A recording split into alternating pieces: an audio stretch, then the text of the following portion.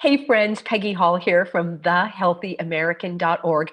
I've got a question for Peggy to the rescue, and that is the best way to get a religious exemption from the needle at colleges and universities. I've answered this question a lot of times in a lot of different ways, and I know that sometimes I go into a great deal of detail, and sometimes the choice bits are hidden in a lot of the content. So I want to give you my number one tip for success in getting your religious exemption approved by the college or university. Let me also say that many people ask me, Peggy, what about the K-12 schools, especially in California and in a couple of other states where they have removed both the medical and the religious exemptions? Yes, they have. They have done that in California. And, if you look at the law, you can see that that's actually not lawful. But let's set that aside for a moment, because my view is that it's the best thing that could have happened. The fact that there are some obstacles towards sending your kids to a government school, yes, public schools are government schools. They really are not under the control of the local community any longer. There are very few schools that are, and even if they were, the idea of a regimented type of learning situation is not optimal for your child. If you're interested in breaking free from the government schools, please watch all of the free content that I have at Freedom Learning at thehealthyamerican.org. So there is a lot of free content. There's a mini course that you can take, and then there's the deep dive to get certified as a Freedom Learning Specialist. So I'm not talking about K-12. That's a whole different deal. Yes, they are violating the law, and I'm going to set that aside for now. I'm speaking about getting a religious exemption for your child, or maybe your child is seeking it, an adult child, for the college and university. So I've got my number one tip for that. We have helped many people with our religious exemption packet. And about, oh my gosh, 6, 8 months ago, we've been doing these religious exemptions for a long time because my husband is a pastor.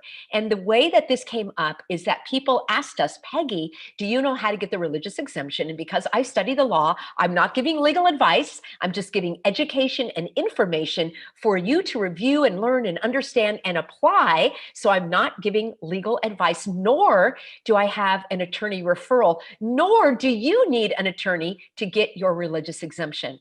So people asked us about this, and I did a lot of research, and you can look at, I did it first for employers. So that is all under employee rights. And then on the website, I've got a whole list of information on this page, and then I've got a whole lot of information under religious exemptions. So in the beginning, these exemptions were pretty easily accommodated. But now, as more and more people are seeking them, a lot of the schools and a lot of the employers are clamping down. And I want to help you break free from this illegal discrimination that these organizations are engaged in. So without further ado, let me get to the number one best way to do this. And it applies actually for your employer as well as for the school or the college. And that is, don't make any mention of the science or the medicine at all. They don't care. And because you are seeking this exemption on religious grounds, that should have no bearing on your request either. Now, what I mean is this: rather than give all of the science, all of the evidence, all of the links to what doctors have said, all of the information from these alphabet agencies of the government, uh, all of the status of these injections, I wouldn't mention it. Now, again, in the early days, we would mention the status because that was one of the most foolproof ways of saying, look, you cannot require this because of the status of this medical intervention. Well, they don't care. And I don't recommend putting all of your eggs in one basket, because if that status is changed, you see how I have to dance around the edges here? If that status is changed, then you're left holding the bag. You have no more argument if you say, you can't make me do this because of the status of this medical intervention. Well, they can't make you do it anyway. So my number one tip is, do not go into all of the great detail about all of the data, all of the numbers, how many people are sick or not sick, how many people recover or don't recover, none of that. What I recommend is you focus your statement on your religious belief. Now, you don't have to belong to a traditional organized religion. The law says that under that category of religious exemption falls your ethical or moral, sincerely held belief. You do not have to prove that you attend any church. You do not have to show that you have had any length of number of years of attendance. You do not have to do any of that. The law says that you only need to sincerely state your beliefs, and your employer or the school is actually required to believe you. They can make what's called a reasonable request for information. So if you say it's against my religion, well, that's kind of thin information. So they could say, well, tell me more. How is it against your religion? That's a reasonable request. And that's what we help you with. You can work with us and give us the information. We help you craft a detailed letter about the laws that protect your religious liberty. And because my husband is a pastor, he can use the biblical evidence for this. And you don't need our help. You can do it on your own, but we have helped many people successfully. In fact, give me just one moment because I want to share a nice success story that just came in. Have this success story that just came in from a wonderful young lady who was accepted at Yale. And she wrote and she said, Peggy, with your help, my religious exemption was accepted at Yale. Thank you for all your help with this.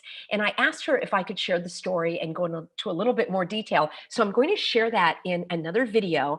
And I she didn't want to do an interview right now because she wants to keep a little bit of a low profile. And I understand that because sometimes people are being unfairly pointed out and attacked when they stand up for their rights. So everybody has their path, everybody has their way. She has resisted, it's not even resisting. She has applied these principles that we have helped her with.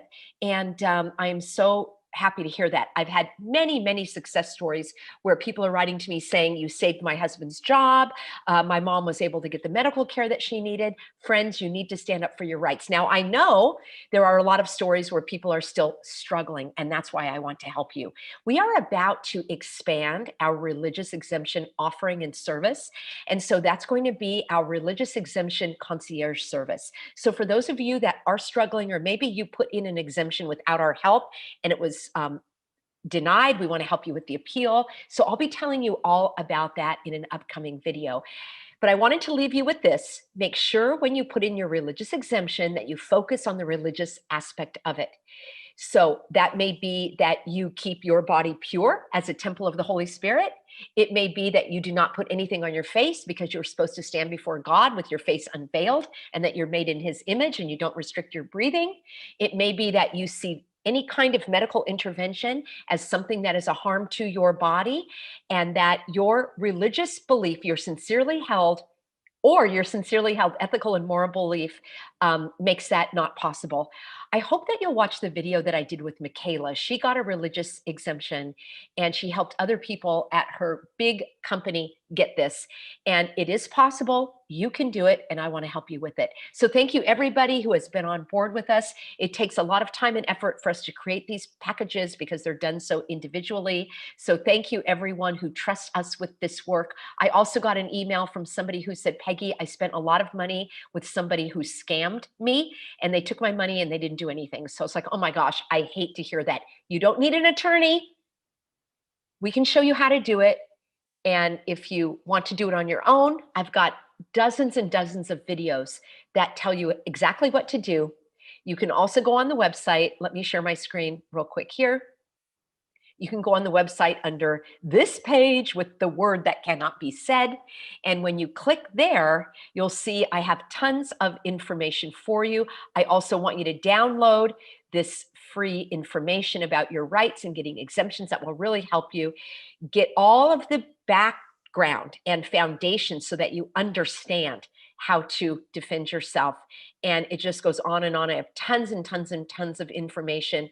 So the exemptions are if you want us to help you with that step by step. All right. So free information and then the concierge. We are going to be changing this in a couple of days. So please stay tuned. Everybody who's with me at thehealthyamerican.org, I will give you let you know all about that in an upcoming newsletter. For now, I hope you have a wonderful evening, if it's evening when you're watching this, and I'll look forward to seeing you right away in the next video. Thanks, everybody.